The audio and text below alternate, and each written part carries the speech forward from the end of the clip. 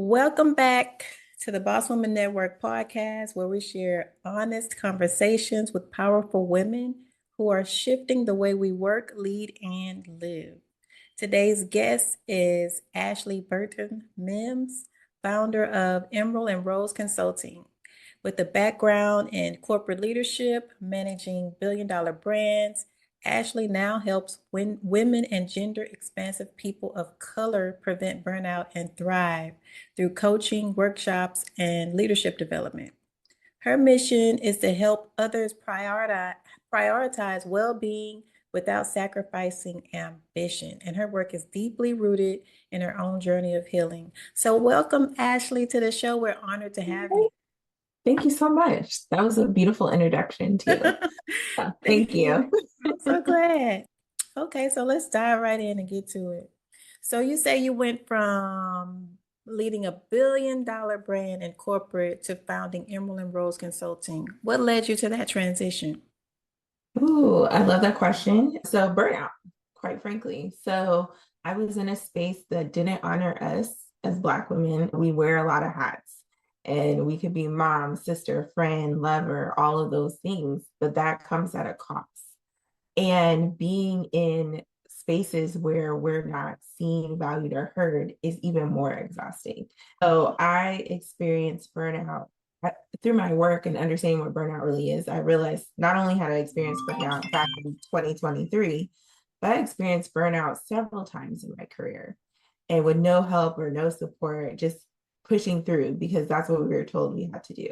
But in the summer of 2023, my health became a major issue. I couldn't walk, like my hips were locked up. Oh gosh. As I've learned, that's where we carry a lot of our stress. I was having panic attacks. I just was unwell. And at the time, I was doing a leadership fellowship, and one of the fellows was like, sis, you need to take a leave of absence. This is bad. And I'm just like, how did she know? Because Mm. I was suffering in silence. I was Um, showing up, I was doing all the things, but people could see that I was not okay, even though I was just like, this is what I'm supposed to do or what I have to do. So during that leave of absence, I thought, now I have time. I'll like Marie Kondo my house. I'll look for another job. I'll do all these things. And instead of that, my body was like, finally, I cried a lot. I slept a lot. I did a lot of healing, a lot of therapy. And through that process, understanding that my journey was not unique to me, especially as a Black woman. Like we are going through it without the proper tools and support to combat burnout and really prioritize ourselves. mm. So I was looking for a space like I've created, like somewhere where I could be in community, somewhere where I could understand what I was going through and some practical tools to combat that. We got Wow. here. Wow. So before you got there, what type of work did you do to build those $1 billion brands? So I worked for different corporations. So my background is in fashion merchandising. So I knew probably early on that I wanted to work for some major organizations. So I started my career in New York and had the privilege to move all around the country in Wow. that retail background. Yeah. Not Wow. my own brands, not my own billion-dollar brands, but working for other folks. Wow. So your work centers around rest and well-being and sustainable success. How do you define success now to compare to your corporate days? Oh, that is, I love that question. Let me think for a moment because I have a longer winded answer. So let me make it a little bit more concise. But success really is, am I doing the things that I love and enjoy? A big part of what we do is making sure that people prioritize their joy and their wellness and their well being. And I wasn't doing things that I enjoyed. I was going to work, I was a mom, I was a friend, but I really wasn't doing things that sparked joy in my life. That is success to me. Success isn't, okay, I just negotiated this big deal and I could pat myself on the back for that. That's cool, but it's really only fulfilling the bottom line of that company. It didn't even align with my values most of the time either. So what was I really doing and what was I really doing it for versus having that joy at the forefront, values alignment at the forefront? And do I feel good? Yeah, that happens. We burn out, we're not happy at our jobs, and then we have to step out and take a look at ourselves and see what is it that we're really supposed to be doing. So give us a breakdown of exactly what your company is doing now for yourself, building your own legacy. Yeah. Yes, I love that. So right now, even for the month of May, for Mental Health Awareness Month, we have weekly workshops. So we last week talked about rest and what rest looks like. Rest is not just taking a nap. Rest could look like going for a walk. Rest could look like taking a break from your phone. Rest could look like being in community with people that you love that actually bring you joy and pour into you. So we talked about the different types of rest, what that looks like, how really attainable it is. For me, I thought rest meant, oh, I needed to take a nap. And I'm like, I have a small child, or Mm. sometimes taking a nap would be uncomfortable. So I love that in this process, learning and educating folks on what rest really looks like. This week, we're talking about boundary setting. And I know that's probably the one that I've struggled with the most because I would say Mm. yes to everything because past traumas or people pleasing or whatever it may be, it Yes. felt more comfortable to not advocate for myself or stick up for myself or put healthy boundaries in place. So this week's workshop, we're talking about boundaries. Next week, we're talking about joy. This is probably my favorite one. And that is there's joy in everything. I remember I recently relocated to Detroit and I was going out in the neighborhood for a walk. And because that's something that brings me joy. And I literally saw someone stop and smell the roses. And I was like, I would be like that.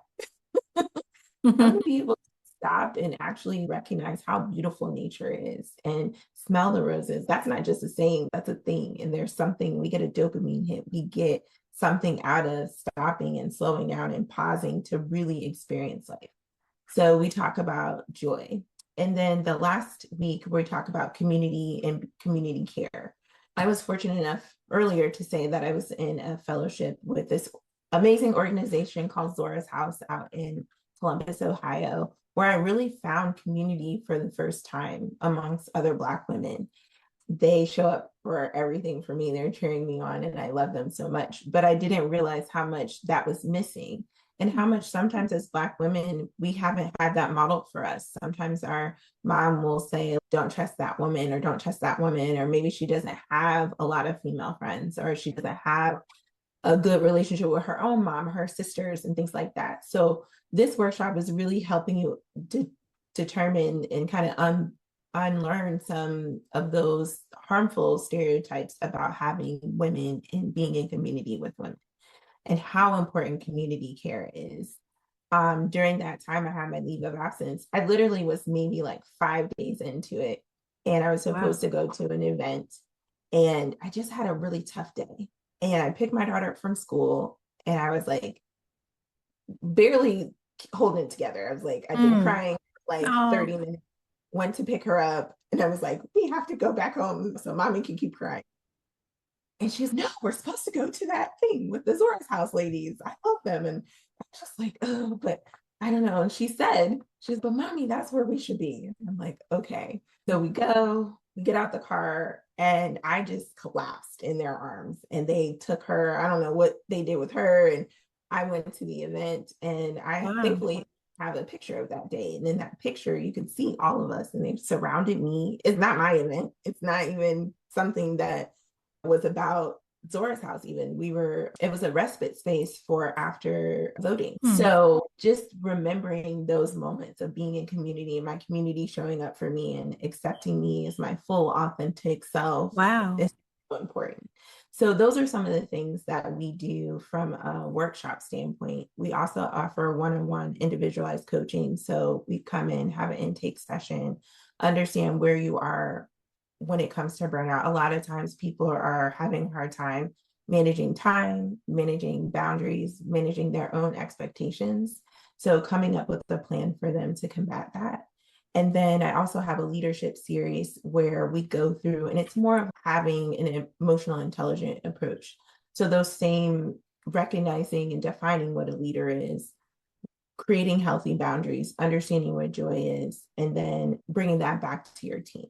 And also recognizing what the signs of burnout. Wow. That's amazing. So I want to take it back a little bit. You say there was two things that you said that I wanted to make sure I remember to tap in on. You said something about you was a people pleaser and you were not setting boundaries. How did you get past that? Because I know a lot of us, we are labeled as the what is it, to too being too nice or something like that. And then we tend to get taken advantage of when you're too nice and you're not setting those boundaries and you want to be a people pleaser because you just want to be accepted and liked. How did you learn from that experience and grow past that? Because I even experienced that, and I know a lot of other women experience that, because it's hard to be in a leadership role when you're this people pleaser. People don't even respect you in leadership. Yes. I love this question because it's something that I always joke, like my first time going to therapy was like I think in 2010, and Mm, that was the first, hey, you don't have healthy boundaries. I don't know how she said it, but it was something like that. And I was like, right. what do you mean? So here 15 years later, it's still a work in progress for me every day. I think the best advice I have is to start. Once you do it and feel a lot more comfortable, it's like way less scary. So holding a boundary and saying no and advocating for yourself, most of the time people are going to do it. It's the story that we're telling ourselves that if I don't do this thing, it's going to blow up, because maybe it has once or twice. But look at all the times that you didn't do it and how it blew up in your face, how you've overexerted yourself, you've overgiven, and then you've been taken advantage of. So Mm, there's no harm in trying to do yeah. things a little bit differently and go another way. And it is something, I have an accountability partner, my best friend, where I'm Oh, like, that's hey, good. I want to do this thing, or this thing is going on. And I love that she definitely keeps it real, because she's, no, why would you do why would you do that? And I'm like, oh, okay. So even if I'm feeling like a little bit of an inkling of going back to being a people pleaser, I have some folks in place to help remind me, no. I don't Mm, know if people also, like, I don't have any anymore, but I'm big on like post-it notes and having post-it notes of different reminders of quotes and sayings. So that helped me a lot too, to see that like saying no is a complete sentence, and different boundary setting verbiage like that really helped me as well. And mm, therapy. that's good. That's good. And you say that when you stepped into a room, because you were dealing with a lot within yourself and you want to go to an event with a lot of women too. So you were trying to network and connect with these women in the room. At that particular event, I pretty much knew the people who were there. Oh, okay. But yes, in the space that I'm in now, being new to a city and having to build community, it definitely is like a little scary sometimes, because I'm Mm, like, oh, are they going to accept me? Are they going to like me or right. like what I'm about? Or are they going to trust me? There's a lot of those questions that come into mind, but I'm thankful that I've learned how to build community already and really lead with discernment. If I'm asking those questions, I'm not surrounding myself with the right folks. So Mm. reminding myself of that. So where are you originally from and and where are you now? Okay. So I'm originally from the DC area, so Okay. born and raised, and then now I'm in Detroit as of Okay. last year. Yeah. Okay. So how, for the women out there that are struggling to build community, going to a new place, you might even not even be going to a new place. You could be still in your city, but going to a new environment and be uncomfortable. Do you have anxiety? And if so, how do you deal with that? Get to talking too much, not knowing what to say, want to be accepted? How do you handle that? Oh, I love that question, because I have a system now in place. So one, I had to do a lot of work on understanding what my values are.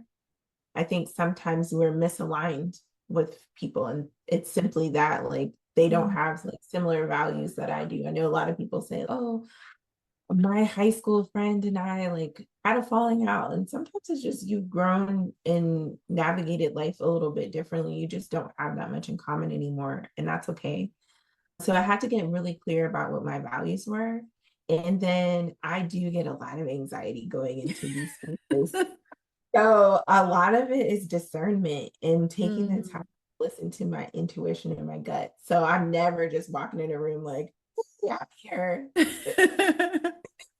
No, I scope it out and look at some nonverbal cues and things like that. I try to sit next to somebody who looks friendly enough. And then my goal really is to connect with two people. That's manageable enough for me. If I've gone to an event and I've connected with two people in a genuine way, I feel good and I leave. I just leave it at that.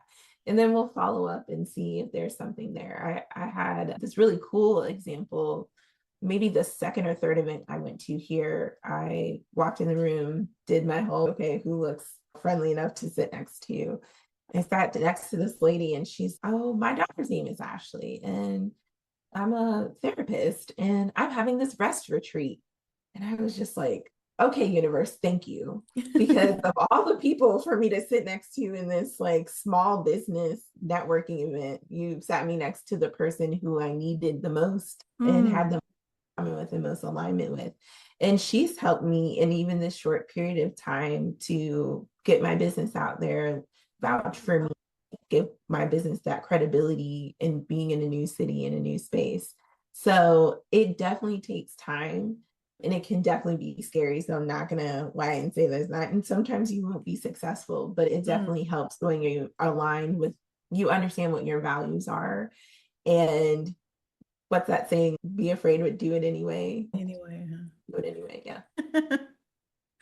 Do you have a goal in mind to when you're going to these events outside of connecting with two people? Like I interviewed a lady not long ago and she gave me a really great insight that I didn't even think about because she was having a dilemma on whether she was going to go. She was invited to two different events in one day. So she weighed her options and was like, which one is going to give me the most benefit if I go? So one of them was more expensive than the other. It had a lot of things going on, opportunity to probably meet some people. But the other event, it was some particular people there that she had in mind that she wanted to connect with purposely. So she decided to go to the one that was the least expensive, but she was able to connect with that person that are those people that she wanted to connect with. And they even invited her out to another event to speak. So she was able to benefit from that particular event. And I was thinking, wow, a lot of people go out to events just so they can network. But then I never thought about actually having a purpose other than networking when I go. Okay, research what people there do I actually want to meet and who do I want to connect with to where I'm benefiting from this particular situation. Do you go into it like that or do you just go into where I'm going to go to this networking event because you never know who I'm going to meet? Well, I love that question. And the wheels were turning in my mind. I think I may have a slight advantage too from my corporate background of having to go to a lot of different networking events and being strategic in that way. Am I trying to meet with this particular brand or this particular vendor? So being prescriptive in that way and doing a little bit of research definitely is helpful. I love that your guest approached it that way because I would not really say anything differently other than as I'm trying to expand my reach, being really understanding of who is going to be in the room and is there an alignment with the organization that I'm going to versus there's a group here that I'm like, I want to go to their events, but I don't know if there's the alignment there from a values perspective. So for me, it's meeting people where they are. And am I going to be in a room with people who are aligned with my values and understand what Emerald and Rose is about?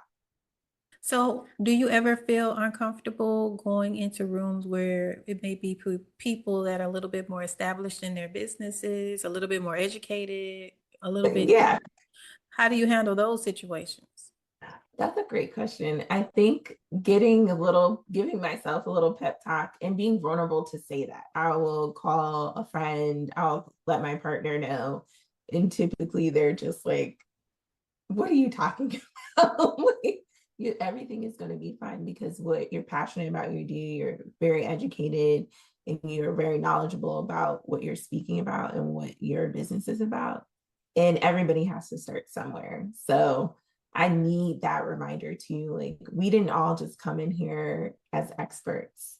And there's something to learn and there's something to really take away from any of those events. So, you work with women and gender expansive people of color. What unique challenges do they face around burnout and well being? All right, how much time do we have? So Oh, wow. Is that serious? one of the things is systemic. So I'm sure you're familiar with the Superwoman schema. What So is it? we've been What is it? Superwoman schema or syndrome. So No, I'm not. Go ahead and explain that. let's talk about it. So whereas Black women, we're told like we can do it, we have to be strong, we have to wear our cape. So that's where Oh, that woman comes okay. from. So a lot of the things that we've been taught and told tell us not to prioritize rest, not to prioritize our well-being, and really pull us away from listening to our gut and our intuition. And when we are shown that time and time again, we think that's how it's supposed to be. I had a client tell me, like, well, I would tell my family I was tired and burned out, and their response was, I've done that. Why can't you do it? Or I've been through that and I had to just deal with it. And I'm really trying to break that because it doesn't serve us and we're dying and we're falling apart because of it. Mm. So there's this aspect that society puts on us and our own families put on us and our support system even, or people we think are a support system put on Yeah. us. And then layer into that the systemic racism aspect of just being a Black woman or a person of color in this country, and the microaggressions that you have to deal with, the implicit Mm. biases you have to deal with, Black people are stronger, people of color are stronger. So there's a lot that we specifically have to deal with that other folks don't. That is so true. We do go through a lot as Black people, Black women for sure. We have Yes. to work Yes. 10, 15 times harder to get to where we're trying to go. I think that's powerful. And still don't get the recognition that we Right. deserve. I Mhm. work with an organization called Women of Color Retail Alliance, and they did this study that shows the different levels that Black women are at in the workforce. It's actually all women of color, but Black women Mm. specifically, we don't get to that C-suite spot. We barely get to executive level leadership spot, but we're working twice as hard. We have all the things, but somehow we're not being recognized Yeah. and rewarded for our hard work and effort. Also, why I had to leave. That's probably why Black women are more. What I'm seeing is a lot of us are starting to step out of corporate world and start our own businesses. Yes, there's definitely a big influx. And even one of my mentors reminded me, she was like, Ashley, you have everything that you need. We are the most overeducated group. Aren't we? Yeah. I'm like, oh no, I need to get like this certification and that certification. She's like, you can do that, but you can also start where you are. Yeah. Also, you mentioned being inspired by Tricia Hersey, yes. Hersey and your daughter. Can you share more about that moment with your daughter and how it deepened your purpose, or was it the situation where you went to that event? So I'll start with my daughter first and Okay. not get too emotional, but she inspires everything. I want to be a great example for her of taking care of myself and prioritizing myself and advocating for myself because I'm learning this too. Mm. So as I'm learning, I'm teaching. So it's so important for me. And she shows it all the time. So I think one of the stories that also was an eye opener for me when it comes to hers, I was on my leave of absence and we volunteered at our church with the kids ministry. And I like checked in the new families and I'm at the front desk. And I don't know why she was up there, but she was. And she just randomly told somebody I was volunteering with, my mommy needed a break.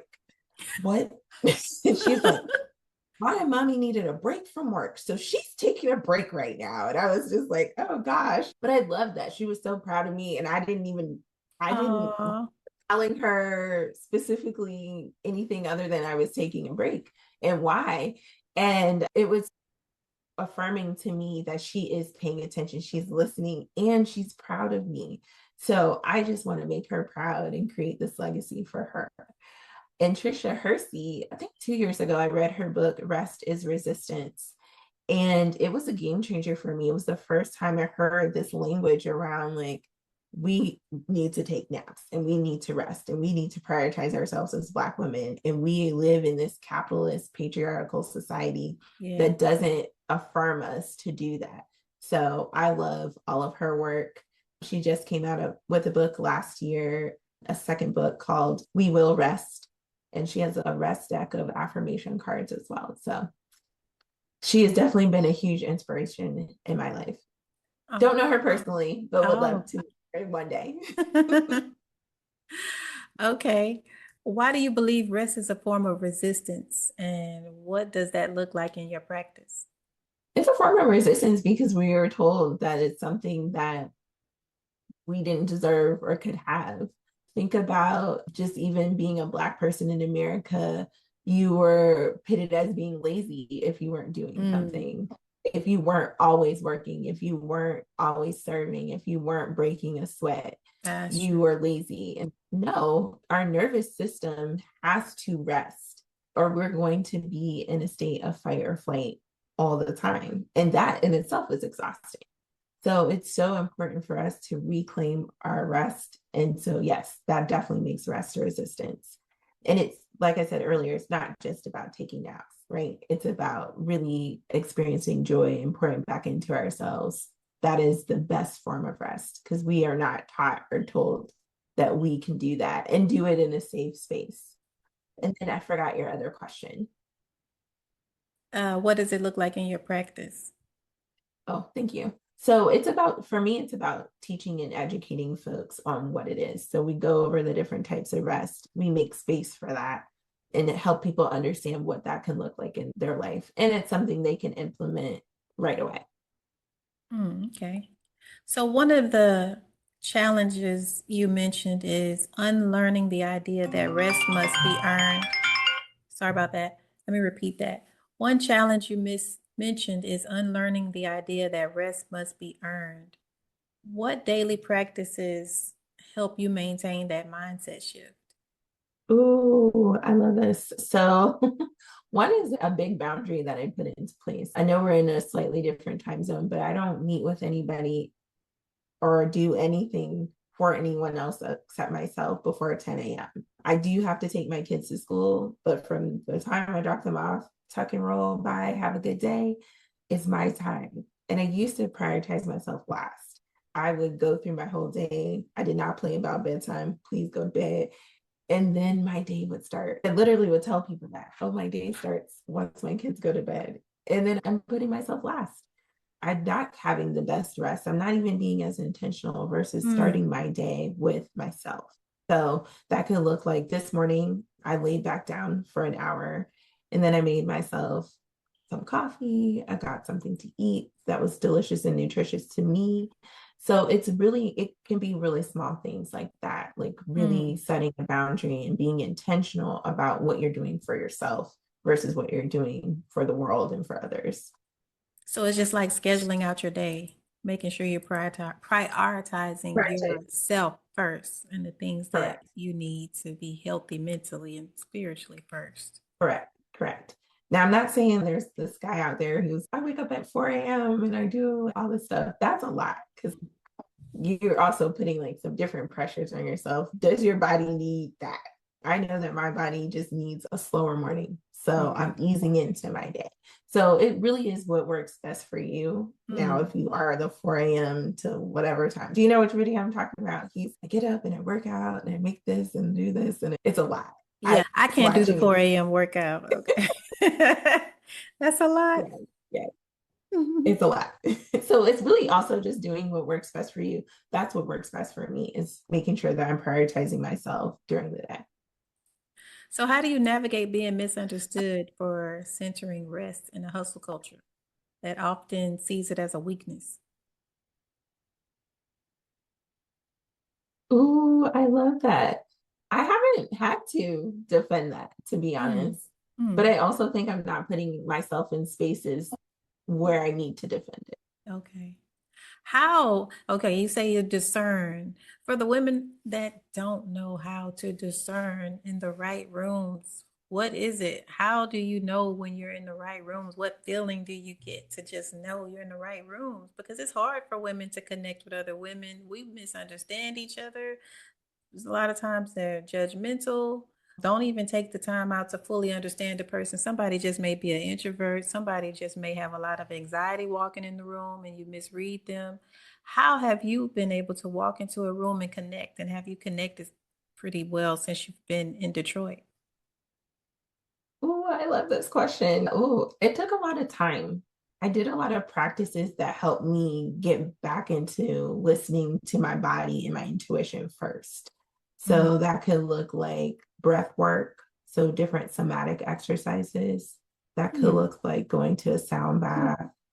It could look like different things that really help you get more connected to your body. And I Oh, recommend it first because once you understand more about the different feelings in your body, then you can have that level of discernment to say, this is a similar feeling and this is not a safe space for me or an interaction, or this is truly my intuition saying this isn't a great person, or I just have butterflies in my stomach because I'm anxious. So mm, it's taking that time to really get to know yourself first before putting yourself back into those situations. That takes time. And it I takes love that. time that we don't necessarily get to fully understand that we need until we're at a more dire state. Like I was definitely at a more dire state before I got into that practice of breath work and slowing down and really listening to my body and my intuition. I didn't realize how important that was to do. That's like a form of meditation, somatic exercise. I actually interviewed somebody that was a somatic exercise coach, teaching you how to do those particular exercise and what is it? Hypnotherapy. Oh, yes, yes. So I would recommend a good place to start for folks is the Clark, VEE Clark, Blarke. She is a somatic and breathwork coach. Actually, the person in my shirt kind of looks like her, but I would highly recommend. She has a YouTube channel. She's on all socials, and she has a book called Black People Breathe. And in Mm. that book, she gives different breathwork exercises for different things that you're going through. So, say you just watched George Floyd murder on accident, like just scrolling through your social media, that's really triggering and traumatic in our Yeah, that bodies, is right? definitely. Having a breathwork exercise to really get us back to baseline, get us back to center. I love her work. I would highly recommend. That's a great place to start. And that's something you can do in Mm. your home and or a space that you feel safe. Okay, that's some good information. Tell us more about your one-on-one coaching and workshop that you offer through Emerald and Rose Consulting. Absolutely. So the one-on-one coaching is more like you come in, we determine, I'll give you an example of a client that is okay with me sharing her story a little bit. So she came in and she's actually, I'm a small business owner and I work 7 days a week and I just don't know how to stop. And I'm exhausted, I'm completely burned out. Okay. Yeah, that's not sustainable. So what can we do? Like you just work for yourself, you're a solopreneur. What are our options and what are your goals? So her goal was to work 6 days a week. So going from 7 days to 6 days. Okay, Mm. what do we need to put in place? So we ideated about it a little bit and decided it may be helpful to have a virtual assistant because she was having some issues saying no to folks when they asked her to do an event or an engagement or anything like that. So Ah, what the virtual assistant helped with was managing her calendar and making sure that she wasn't working 7 days a week. She had specific days for meetings. She had specific days for herself and really helped her carve out that time. So the virtual assistant helped with, I believe she only works like 4 days a week now. So she went from way past her goal of 6 days to 4 days. And that was just one small change. So that's what we work on. Like, what small sustainable changes can we make? And then that gives her more time back to focus on herself, but it also gives her more time to focus on the things that can grow her business. So I know she's doubled her clients at this point, and this happened oh, in a very wow. short of time. Yeah. So you make So recommendations like that. well, we're working on it together. So yes, that is the recommendation that one of the recommendations that I made for her. But ultimately, like any session, it needs to be something that you feel like is sustainable and within reason for your livelihood. Another client that I worked with, she was also overextending herself at work. and just really didn't have any joy and things that brought her joy. So we worked on understanding what things would bring her joy. And she said she wanted to try something new that she'd never done before. So we talked about a couple of different things. She ended up doing a pottery class. The things that I recommend also aren't things that are huge time commitments or a huge financial commitment. They're attainable things that you can do to create success. So not only did she do the pottery class, then there was an opportunity for her to join the softball team. She joined a softball team. She has a Oh, whole community. wow. So she has a whole community outside of work. And she actually left that job to start another job, and she'll start that new job next week. And it's better for her schedule and her mental health, and overall just a better fit for her. So those are some of the things that we work through in the coaching sessions. And then for the workshops, there's a couple of different paths. So one, they're very anchor back to the values of the company. So we're talking about burnout, we're talking about boundary setting, we're talking about joy, we're talking about community, and we're talking about rest. So in any workshop, we're going to go over those things. So I have workshops for entrepreneurs and small businesses. I have the leadership workshop. And like I said, I have the series workshop that I'm doing this month. So they all anchor back to those tenets of rest, understanding what burnout really is, boundaries, joy, and community. So, in your leadership, are you teaching people how to be a leader or how to rest as a leader? Ooh, so not necessarily teaching them how to be a leader. Like in our workshop, we define what leadership is to them. And so more so talking about probably the biggest thing is boundary setting and asking for help. A lot of times people feel like in their job, they're the only one who can do it, or because their boss said this thing, then they have to do it, versus really advocating for themselves or setting healthy boundaries. That 10 a.m. boundary that I have started when I was still working. I went back to work and I was like, hey, I was starting my day just like dropping my kid off at school and starting my work day. And I needed just a little bit of time. So say your office opens or wherever you are at 9 o'clock, I'm just asking not to have any meetings before 10. So I'm not really asking that much, but it was scary. I was like, oh my gosh, what are they going to say? And they were like, "Sure, that's fine." So sometimes we're getting in our own way and telling ourselves a story. So with the leadership, it is more like, let's talk about what a leader really looks like and what it really is, because I think a lot of times there's a misconception about who can be a leader and what a leader looks like. So we start there, and then we talk about those tenets of boundary setting, prioritizing joy, rest, and community care. Okay. Makes sense. Okay, so you're working on developing a nonprofit to provide scholarships. What inspired that idea and what impact do you hope to create? Oh, yes. I am very excited about this. Don't know where to start other than putting it out in the universe. But I was really fortunate that I worked for an organization that provided a leave of absence for a paid leave of absence, even though I had to jump through a lot of hoops in order to get paid. And it made the time on leave of absence that much more stressful. What I envision this being is, say you're a small business owner or you work for an organization that does not cover a paid leave of absence, we would provide that for you. So the scholarship would be I like that. covering your leave so you can rest and recharge, and then in that same time work on some healing practices to get back into, maybe you're going back to that job or not, but if you're going back into that space, getting really aligned with what you need to get back into that space while not having to worry about the financial aspect of it.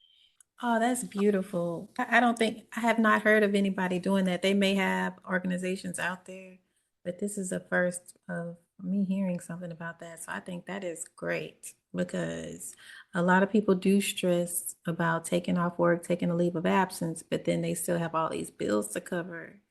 It's like you don't Yeah, get a break to rest because you're stressing at home trying to figure out how you're going to pay the bills. yeah. I think it took about maybe like a month or so for me to get paid. And it was like Christmas time and everything. It was very stressful. But I like I said, I bet. was really fortunate that I worked for a company that I ended up getting paid. But just the thought of, oh my gosh, I may not get paid, I or know. I'm going to be behind on something. And I was able to talk to my landlord and say, hey, this is what's going on. Can I have a couple more days to pay my rent? Like, those are big, scary issues while you're trying to heal from burnout. So Yeah. I'm trying to alleviate that for folks. So collaboration seems to be the core of your business. How has building a community with other women supported your mission? It's the foundation of it. I'm big on collaborating in my personal life anyway. So it felt really almost seamless to collaborate with other women. Just a few months ago, we did a collab with one of my friends' organizations to do a entrepreneur workshop. And everybody was like, I didn't realize as an entrepreneur, I was burning myself out because I thought that I had to run my business 24/7. And I thought that I couldn't delegate things. I thought I couldn't ask for help. I didn't know that I needed community. So there's all these like beautiful unlocks when we collaborate. And yeah, it's just the core of almost who I am Mm, to ensure that I'm not only looking out for me, but how can I make sure that I'm bringing other people along on the journey? I love that. So how did the event turn out? Did y'all work well together as a team? Oh yeah, absolutely. It was pretty seamless actually. They did all the marketing and everything, and I just did the content and showed up. So far, it's been really well received, and I have a couple other collabs coming up Oh, that's soon. beautiful. But That's I won't say it like it was easy, right? Because I think going back to having that foundation of discernment and mm, intuition helps, because then you're making sure that you're in alignment with someone who has similar values and someone that you'll work well with. And it takes time, and as like going through some situations where you're like, oh, that wasn't great. This person was not a great partner. most And then definitely. yeah, reflecting on what we could do differently next time. So I Mm, definitely won't say it's easy. It's a journey, but it once you get there, definitely. it is. It takes some time to get there to make sure Yeah. you're collaborating with the right alignment of people. Okay, so that means you have had your share of challenges before too, Oh picking yeah. the people to work with, as we all have. It As we takes all have. time. So that's a blessing. I am so glad you found and aligned with the right people to team up with, because that isn't always easy. So what does being a boss woman mean to you now? I love this question. Piggybacking off what we just talked about, like being a boss to me means making sure that I am lifting as I climb, and making sure that my community, the right community, is coming along with me on the journey. Like not gatekeeping, not keeping things to I myself, like love it. really making sure that I am, if I know something and I've learned something and it's helped me and benefited me, I want you to know it too. And I want you to let someone else know that. I love it. And to me, that's what a boss is. It's not just a status symbol or your degrees or anything like that. It's about paying it forward Mhm. and sharing and not gatekeeping and not minding helping the next woman or the next person succeed. To me, that is exactly what a boss is. So before we get out of here, tell the listeners how they can follow you and support your work with Emerald Rose and Consulting. Yes, yes. So you can follow me on LinkedIn, Ashley Burton-Mims, just my name. And there's also an Emerald and Rose Consulting LinkedIn page, but I would recommend going to like my main page first. Every week I do, it's called Burn Bright Not Out. And that is just inspirational posts or tips on how to combat and prevent burnout. So this week was about boundaries to go along with the workshop that we have going on right now. You can also find me on Instagram at burn.bright.out. I know it's a lot to say. But as we also know, like getting an Instagram username can be a little tricky. You can also find me on emeraldandrose.com. And I'll send you my link tree, which is a little bit easier to navigate than my website because it has all of the events Oh, on there. So perfect. I'll send that to Perfect. you as well. All right. Ashley, thank you for bringing your truth, clarity, and softness to this this to the space. Your voice reminds us of our worth isn't defined by our output, and that true leadership begins with honoring ourselves. So, to our listeners, if you've been battling burnout or waiting for permission to rest, let this be it. You don't need to earn peace, you just claim it. Yeah. So don't forget to check out Boss Women Network YouTube channel, Boss Women Network website, bosswomennetwork.com to find out any information, to check out some of these interviews, or to get, and if you can't just watch the interview, you can listen to it on Spotify and all those other different outlets out there like Amazon, Apple, all of them. You can just find Boss Women Network there. But until next time, keep showing up, keep speaking up, and redefining your success and what it looks like on your terms. So thank you again, Ashley. And until So, next time, bye. bye. Thank you so much. You're welcome. Have a great day. You too.